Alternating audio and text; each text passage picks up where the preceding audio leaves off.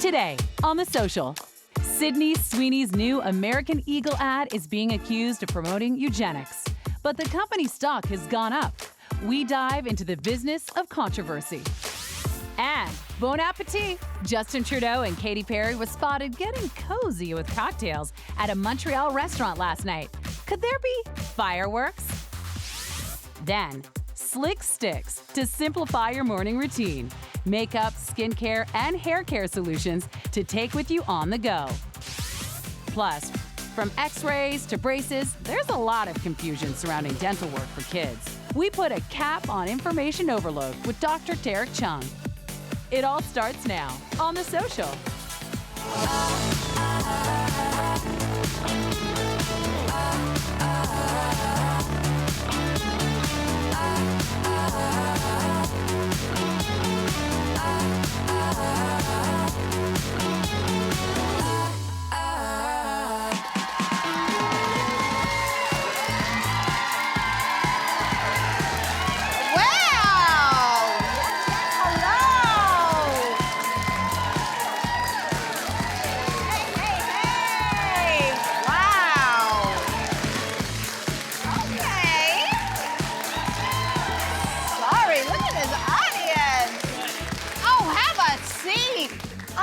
Did the gorgeous Olympics just land at The Social?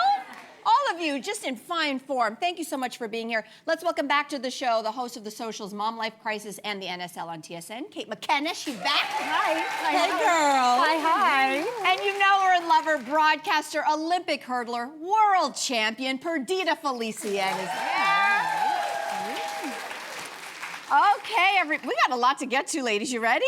You ready for this? Let's go. Buckle up. Okay, buckle up, because boy, oh boy, there's a lot of backlash to Sydney Sweeney's new American Eagle campaign. It is called, quote, Sydney Sweeney has great genes, Jeans. But critics are saying it actually praises blonde hair, blue eyes, genetic traits that have been weaponized to uphold a racial hierarchy. But despite the criticism, the company's stock has actually gone up.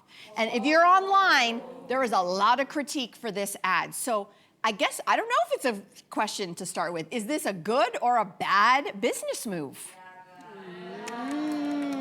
Listen, you didn't ask if this was a well-orchestrated ad or if I liked it. You asked if it was a good or bad business move. And in my mind, it's a good business move. Numbers don't lie. American Eagle is not a social justice warrior. They're not a charity.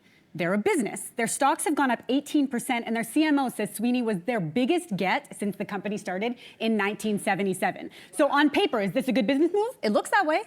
Interesting. Oh, I say if you don't have blonde hair, you don't have blue eyes, which many of us don't, which I don't, that ad can actually ostracize you and alienate you. And if you think about beauty standards we tend to promote, that's typically the look. So are you saying to other people that your genes are less than, not as good?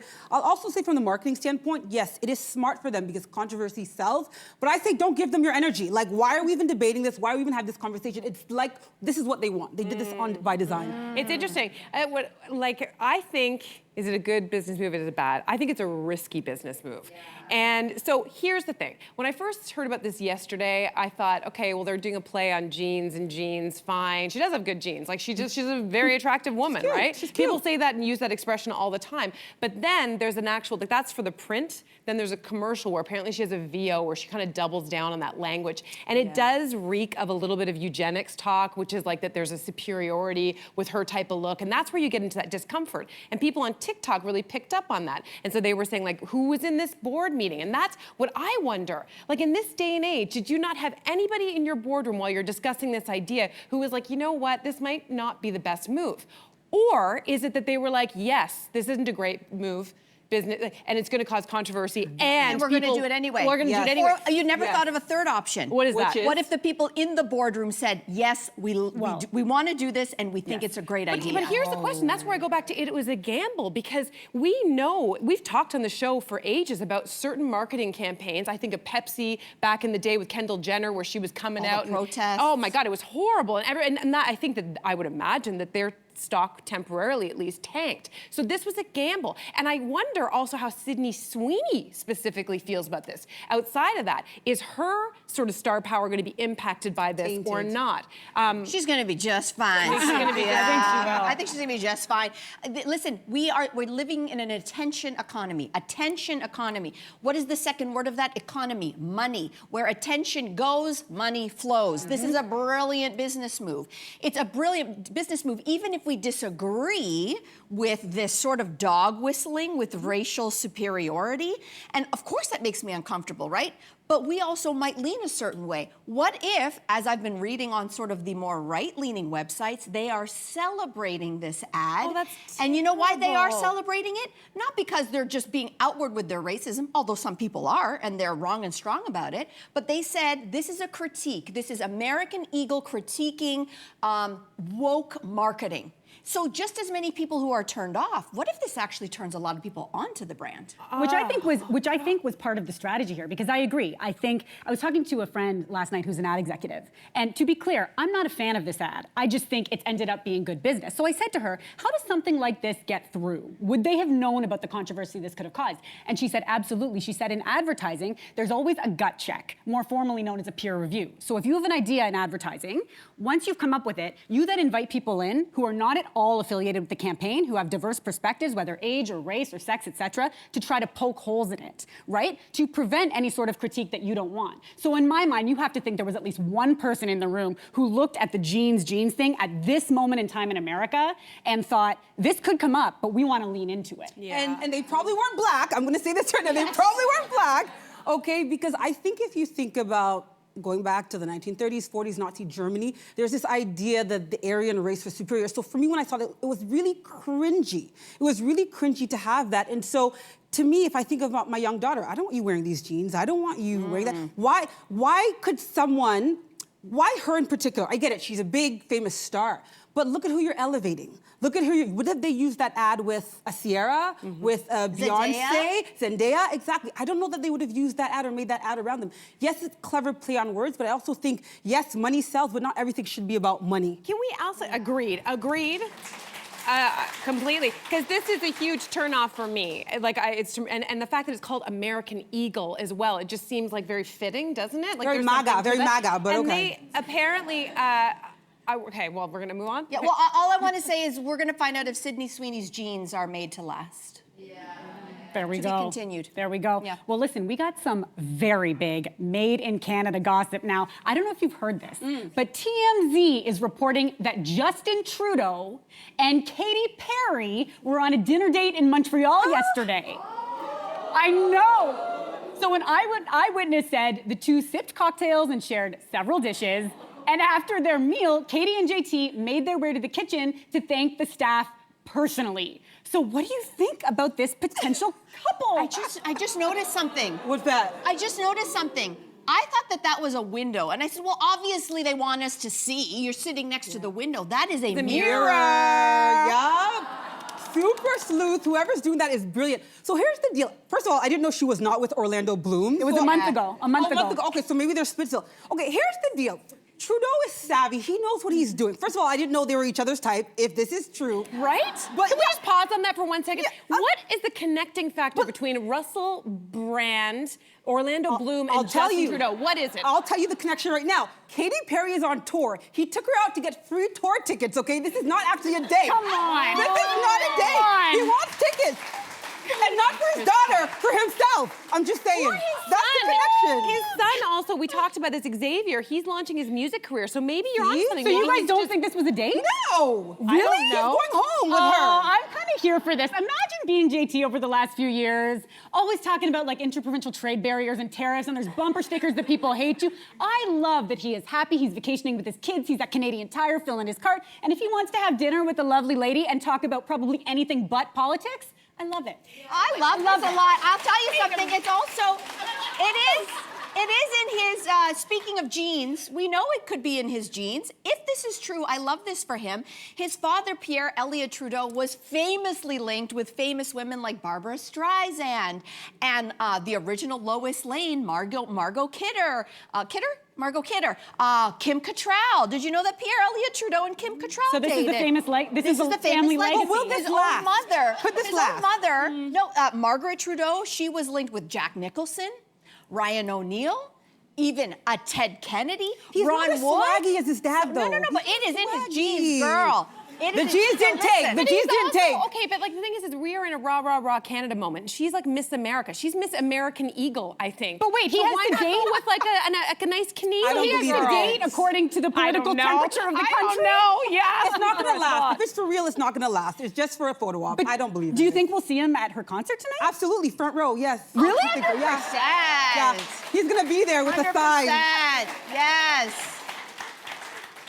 Oh, we love love. Not that that's what it is. We don't know. We don't know. Sorry, I don't want to start rumors. Let's take a quick break, everybody. And then why some are saying that female athletes should be talking more openly about the way that their periods and even their breasts are impacting their performance on the field. So what does the Olympian have to say about this? Stay tuned to find out. I don't know.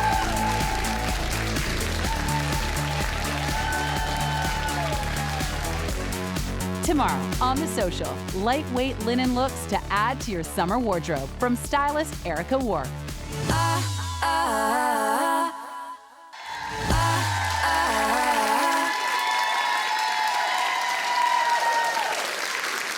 Okay, if you're fired up, you're listening to us, you're screaming at us through your screen right now, get us on social media and have your voice heard. That is how you can be a part of this conversation.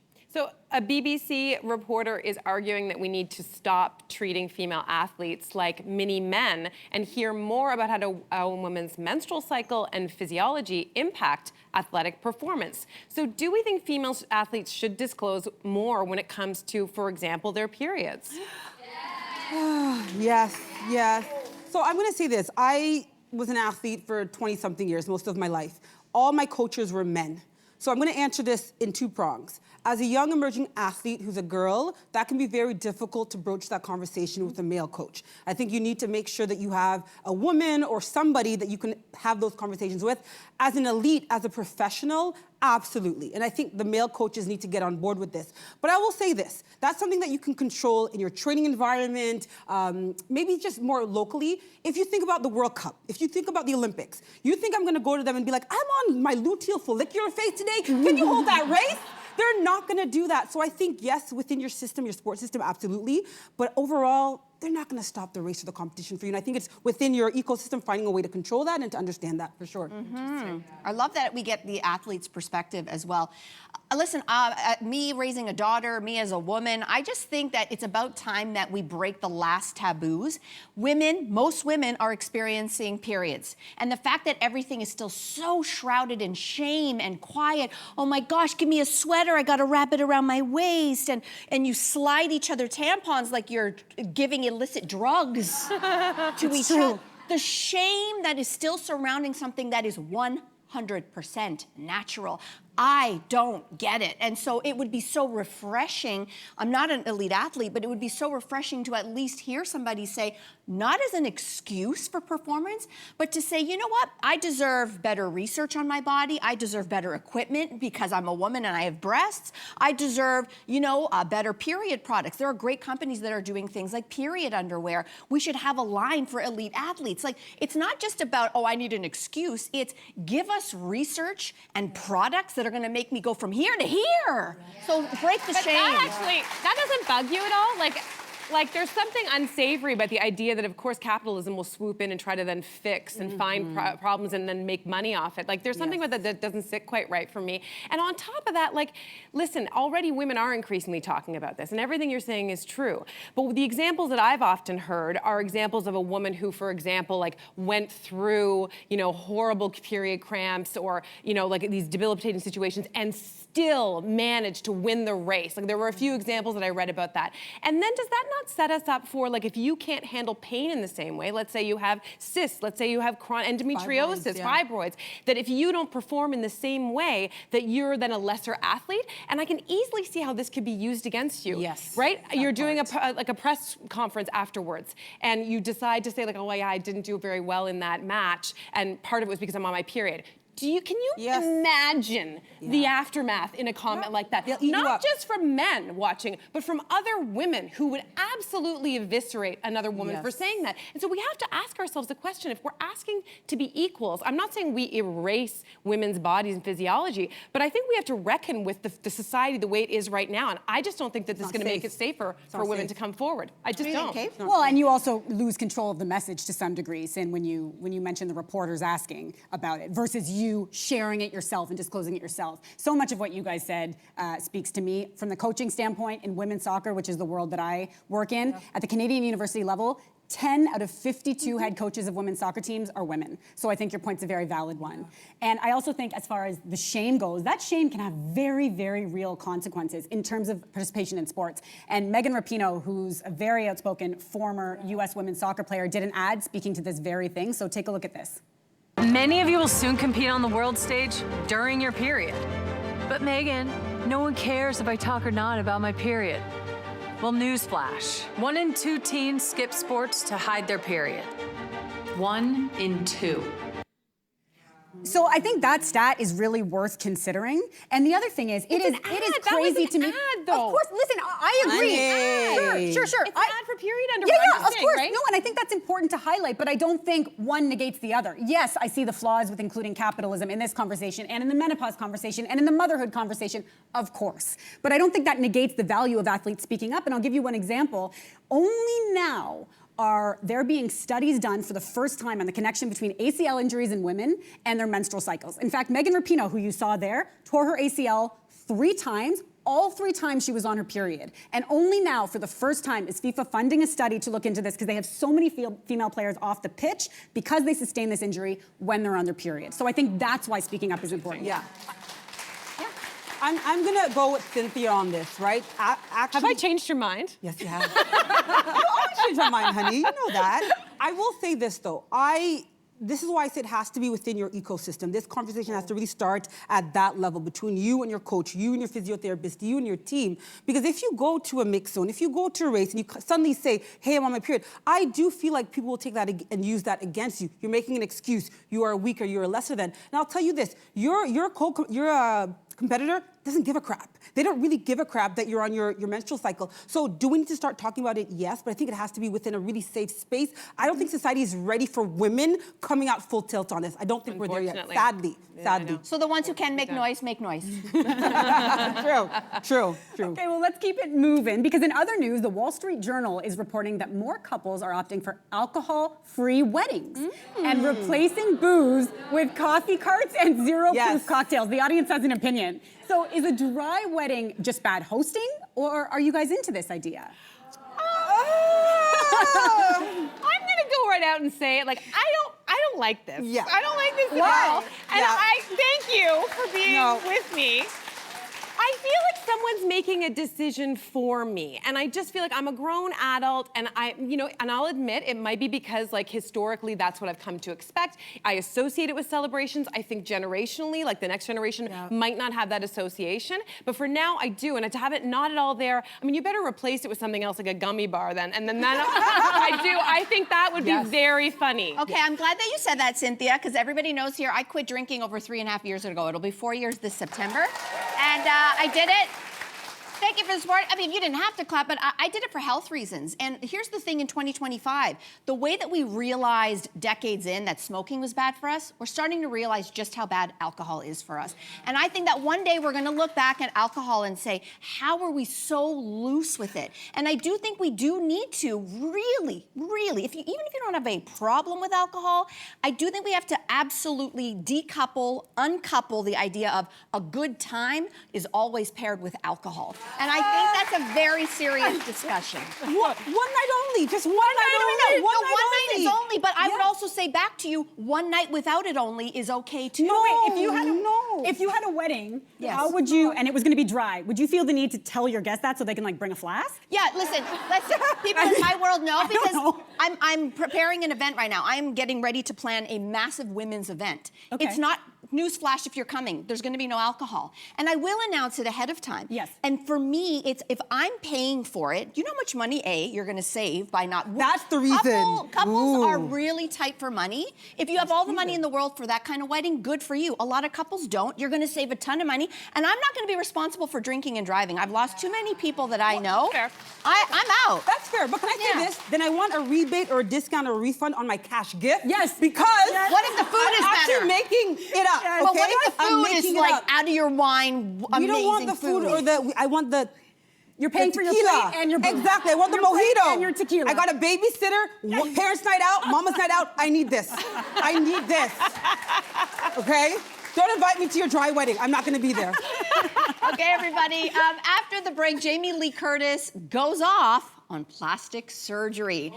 So we're going to debate what she says is an entire generation of women who have disfigured themselves.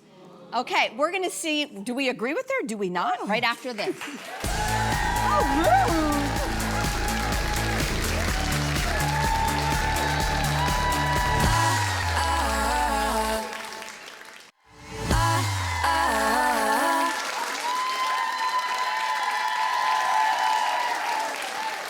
Welcome back, everybody. In a brutally honest interview with The Guardian, Jamie Lee Curtis condemns Hollywood's obsession with plastic surgery. So she says it has led to an entire generation. She says it has led to an entire generation of women, quote, disfiguring themselves. Is this a little harsh, or does she have a point?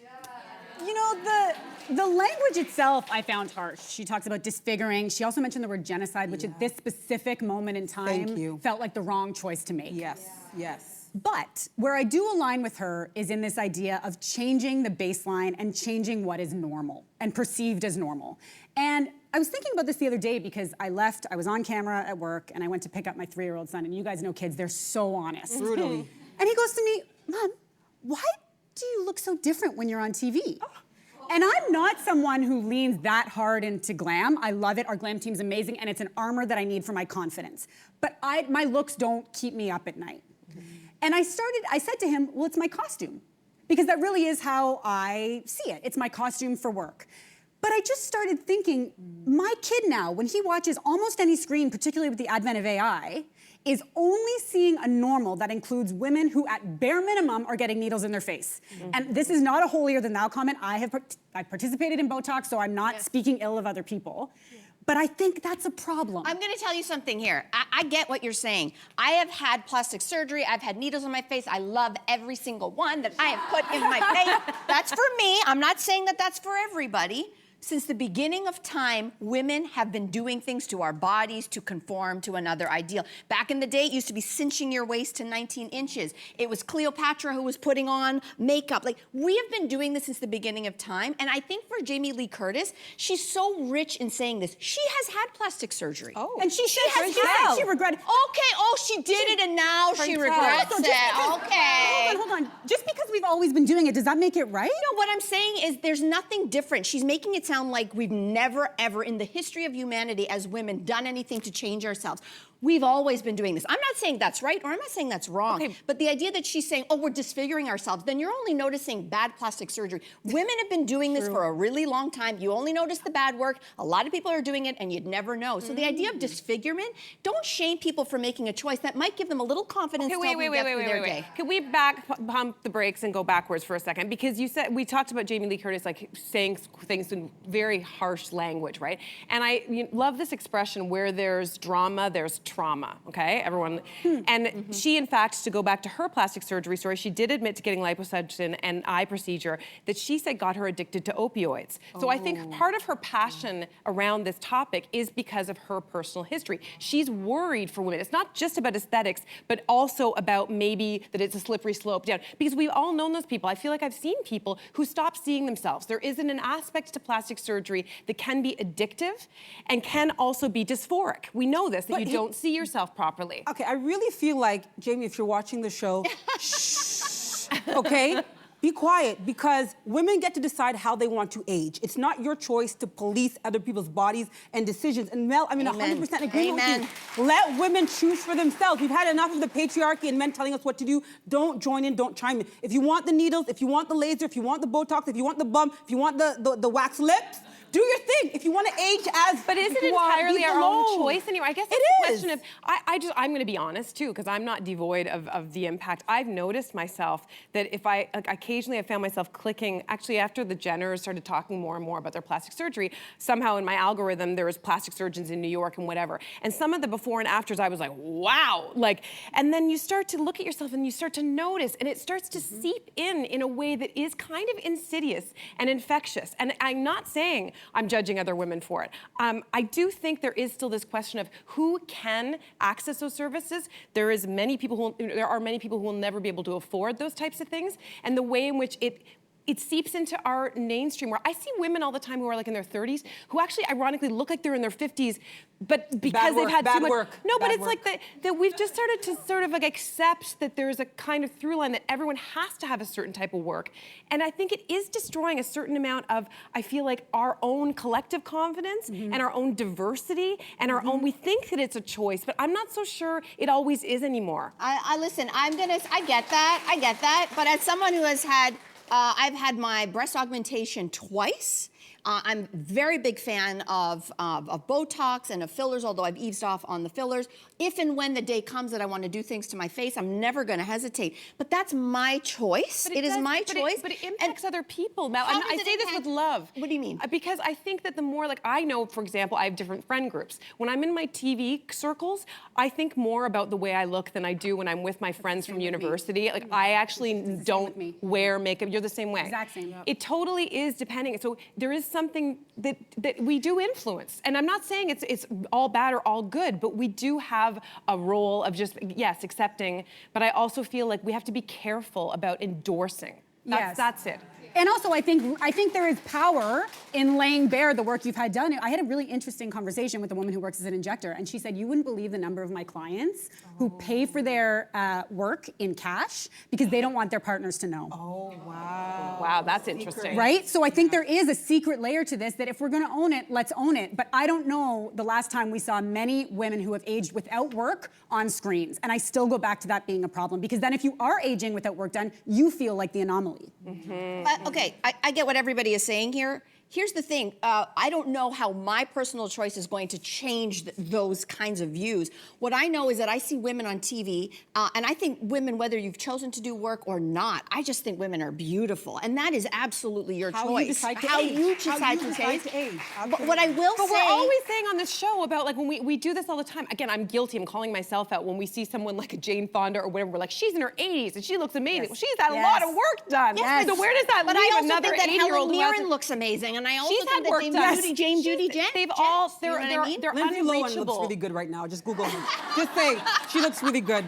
I'd pay for that. I just think I'm here for agency. I think we're all saying that. I don't know, we don't have a lot of time left, but AI has entered the chat as well in all three. Yes. And I don't know if you heard this controversy around there was a guest model who was in Vogue, who was completely AI. To go back to our original conversation around Sydney Sweeney too, she is the prototypical, like, specifically, like, this is what she looks like. Bombshell. So this is what She's young not girls... real. This is fully fake. Fully fake, but this is what young girls are looking at and not necessarily knowing. So I guess I do worry for the next generation too. It's one thing when you're 60 years old and you're deciding to do tweaks. If you're 12 years old and you're seeing this as an ideal, at what point are you starting out of the gate with all your insecurities and deciding to do augmentation in order to look like an unachievable goal? That's all. That's fair.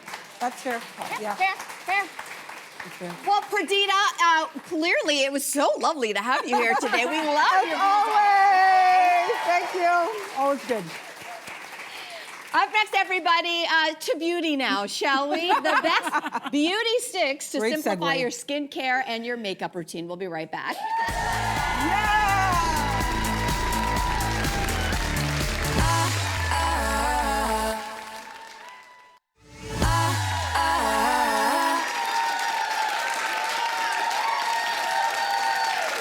Welcome back. Well, I'm all for simplifying life wherever possible. And when it comes to your beauty routine, our next guest thinks the best way to do that is with a stick. From makeup to skincare and even hair care sticks, she's here with a roundup of some of the best in the category. So please welcome back to the show, beauty expert Carly Ostroff. Sticks! So listen, I use makeup in stick form on the regular, but skincare sticks are new to me. So let's start with this eye balm. Okay, I'm very happy to introduce you. And I know that I brought the Rock Retinol Stick before. That's my go-to for nighttime. In the morning, I'm looking for like a cup of coffee for my skin. Yes. Yes, okay. So I found that with this Rock Correction and Glow Eye Balm. So it uses peptides and vitamin C to really awaken the eye area. It's going to reduce our dark circles and brighten up our eyes. Oh, you can kind of see some brightness, yeah. Okay, so you're putting it in your circle area? Okay. Totally touchless application, so you don't even need to use your fingers. You can actually use this as a swap if you want, even for your eye cream. Super fast absorbing, so great for no makeup days, but you can also layer it really nicely under your makeup. And almost everyone who tried it saw a visible difference after like a month of use. So all jokes aside, you want to stick with it. All right, okay. And you can just use this during the day or at night or both? I do this one at day, retinol at night. Okay. Okay. You have another skincare stick for us. This one's all over hydration. Tell us more. Okay, we couldn't talk beauty sticks without something from Nude Sticks because they're so known for these products. And this is the new Dewy Hydrating Barrier Cream. So it has ceramides that are going to protect our skin's moisture barrier and lock it in. We have some vitamin C for that brightness and plumpness. So this is instead of our lotion. Like we would do an SPF and then put this. So I've got a few. Just like that. So I actually have 3 ways that I like to use it. Firstly, you can use it as a primer for your makeup, and it gives kind of a glazed base. You can also use it, toss it in your bag, take it out, and use it on your high points for touch-ups. And then lastly, it also has a plant-based retinol alternative, so it's a great option also for your night routine. We can use it in overdrive. Okay, amazing. Let's get into some makeup sticks now. We love makeup sticks that use like, multiple duties, like lip and cheek. Tell us about this one in particular. Okay, so you got it. So this is from House Labs, and it is the Blush Bomb Stick. That one. House Labs is actually Lady Gaga's line. Oh, Okay. yes. Spelled H-A-U-S, Yeah. right? Yes. Yes. And Gaga knows her makeup. These are really nice. And so this is for the lip and cheek, but I think honestly you could throw a little on your eyelid as Here we well. go. So mostly like, okay, I'm just gonna You guys are going to tell me if this looks good, right? Oh, I So you already, can do you see see- what I'm doing here, guys? It's dewy, it's glassy, it's giving her that really nice pop of color I might have too. done too much. Oh my gosh. I might, look at me now, look at me, look at me. Does it look good? Yes? It does. It Does. does. Come on now, it does. You just gotta say, okay, So as sorry. you can see, the color is buildable. We've got some great skincare benefits in it too. It has a fermented arnica and goji berry complex and 70% plus It might be a skincare little heavy, actives. but okay. That's fine. We're going No, with I it. like it. I like it. I think That's it's pretty. fine. Now listen, you have an eyeshadow stick for us next, so give us the highlights on this one. Okay, so eyeshadow looks can be intimidating, but this is from another Canadian brand, which is Annabelle, and these are the multi-use eyeshadow pens. They make it really easy. And so I chose these for you, Kate, because you have blue eyes. Is Cynthia going to apply again? Yes, I am. Okay, we're gonna use her again. Get ready. And then Cynthia, I actually chose this blue shade for you because Wow. blue actually really complements brown eyes. I'm a lefty, so we're gonna have for to. it. Okay, so in this case, I'm just sort of placing it on the inside. I don't know what I'm doing. Our glam actually. team is I'm no freaking out Melissa backstage. Grelo. No, you know what? Your glam team used it on me as well. So you can see that these are really easy She's to already use. got It some blends stuff going. in. So you can use these for a smoky eye like we're doing. You can use one for like a precise look. Come on now, guys. I just That is look so good? pretty. Yeah, I'm not Okay. gonna balance you out. And for some Okay. sticker shock, these are actually under $10. Amazing. okay. Speaking my language. And then you don't even need a brush. Like I guess, like Yeah, use it to help waterproof, you. so they're not going to crease. We're not going to think about raccoon eyes because they're not going to happen great. here. Amazing. Okay, we're moving on to a bronzer stick. So this is Pixie. I love this product. So tell us why you love it. Okay, well, I almost didn't want to bring it in because I thought it might be too good to share, but I did. I did dig into my makeup bag. So this is the Pixie Beauty Bronzer Stick. It gives you a bronze goddess glow and really sun-kissed and dewy skin. I will let you try it out. Wait, this is where I have an issue with this. Like, where am I putting this? Yes, Okay. me too. Right? I I'm a little also bit have this afraid. issue. Where is All she over. putting it? So we've got it in 4 shades. So you can use this one kind of as a contour. I use it on my cheeks. You can use it bridge of the nose. I like to do my forehead. Okay, bridge of the contour nose. It actually, a little. you know what? I It got is a tan, actually really guys. I nice. feel It's tanner. so pretty. This Okay. is so pretty. And it has some skincare benefits. So we've got ginseng to balance, aloe to soothe, and fruit extracts for a little antioxidant protection. It's really nice. Yeah, I love it. And it comes in different shades too. Yes. So you're doing. You want to try adding in a little pop of blush Okay. color? I'm doing this out of the mirror. Go We're for going it. to keep moving because you have a highlighter for us. So what's special about this one? Okay, so this is the L'Oreal Paris Illumi Highlighter Sticks, and this is like a JLo worthy glow instantly and in a swipe. That's high praise. Here we Yeah. go. So these are I multi-stick. do love highlighter. This is really nice where you're doing it on the cheekbone. You could do brow bone, eyelid, it? bridge of the nose, Cupid's bow. We could keep it going. And since it's summer, Love you it. can Hey. also do, I'll let you do it on me here, a little touch on the collarbone is actually really nice too. Do this that's for a your great friends. idea. This is Yes. a nice That's time, friendship. guys. This is friendship. And there are two different finishes. So we have Glass Glow, which gives you kind of that wet, reflective, very TikTok kind of skin. And then there's that high intensity Satin Glow, which is more of like a diffused Okay, I love it. I love it. Our last stick, we don't have a lot of time left. It is a stick for your hair. So Yes. fill us in. I feel like this is I'm the so kind of look excited we about So do when this it for, comes right? to flyaways and baby hairs, you want to trust the girl that has done back-to-back pregnancies. This is our category. We know what's up.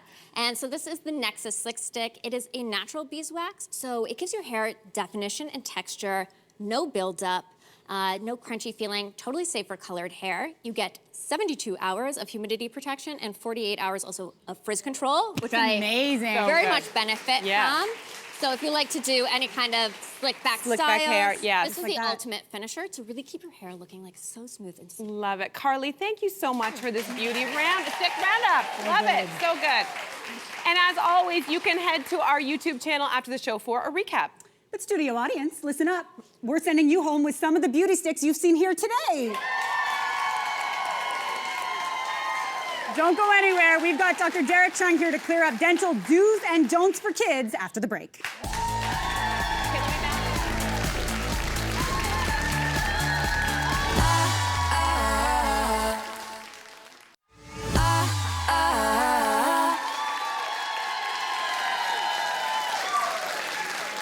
Welcome back. It's not always easy to know the right choice to make when it comes to our kids' dental health, especially when we're seeing conflicting information on social media. I know. So do our kids need braces, for example? Should we be concerned about radiation and x-rays? There are so many decisions to be made. So here to help us navigate the do's and the don'ts for kids' dental work, dentist and founder of Pace Dental, Dr. Derek Chung, is back. Welcome. Hi. Thanks for having me. Thank Of you. course. Now listen, I am a parent, so I should know the answer to this one, but I don't. So at what age Okay. should you start taking your child to the dentist?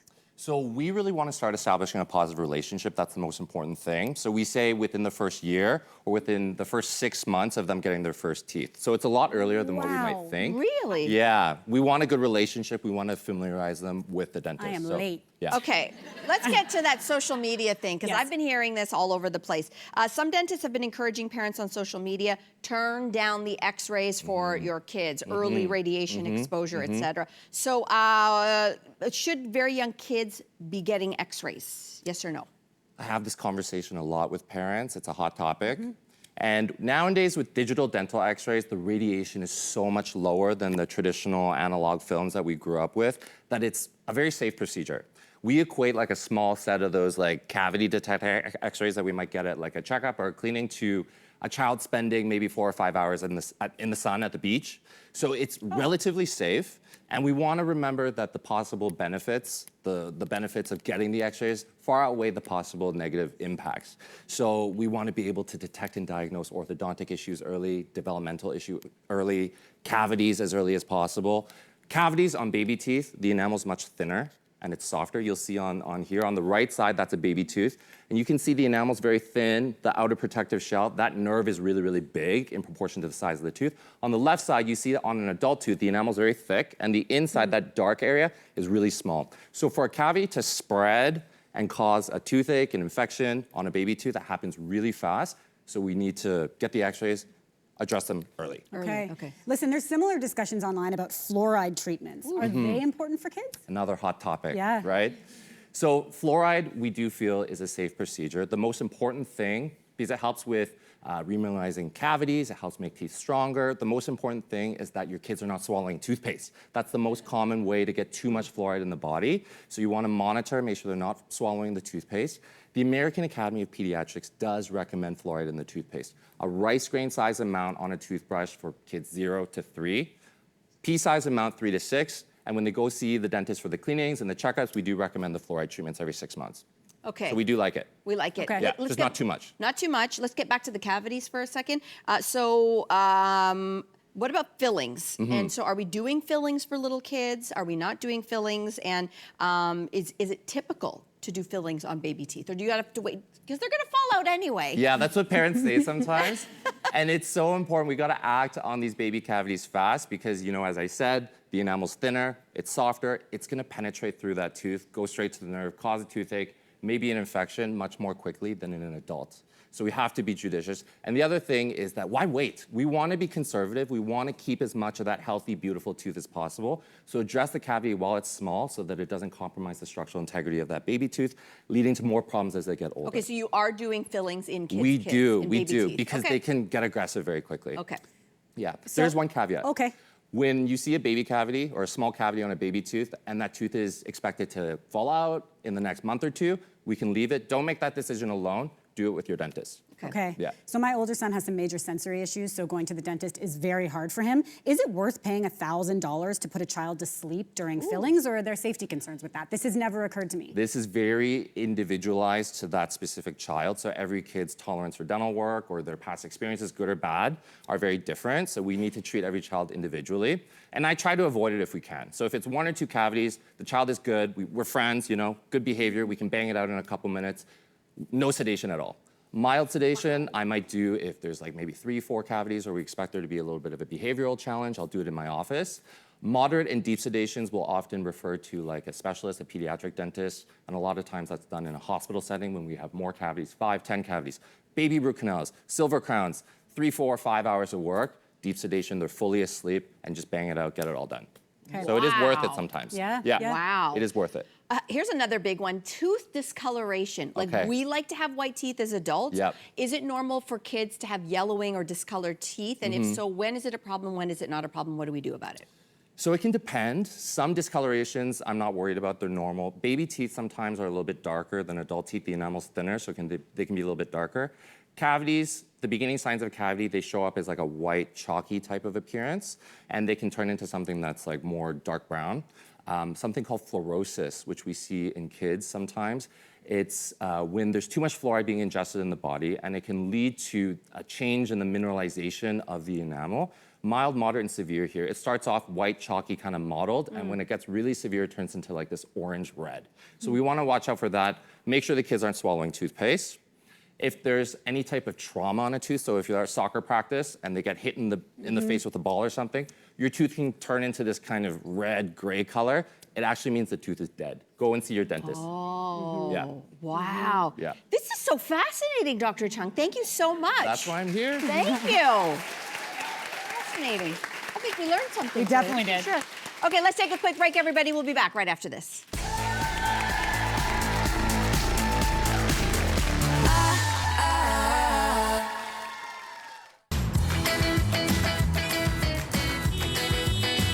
Extra, extra! The Social now streaming on Crave. Thanks a lot. This is awesome. You guys are out here. Streaming on Crave. Sorry. Oh, that's amazing. The Social, now also streaming on Crave.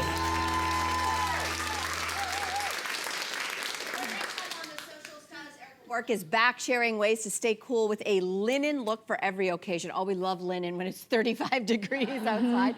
Also, money expert Melissa Leong is back. Advice on ways to give back to your favorite causes and balance your budget at the same time. Right? She's so nice. Melissa so Leong, nice. she lives all this stuff. She lives this stuff. And does. Kate, you live upstairs with us in the office, and you're here with us today. We love you. Thank you. See you tomorrow, everybody. Take care. Bye-bye.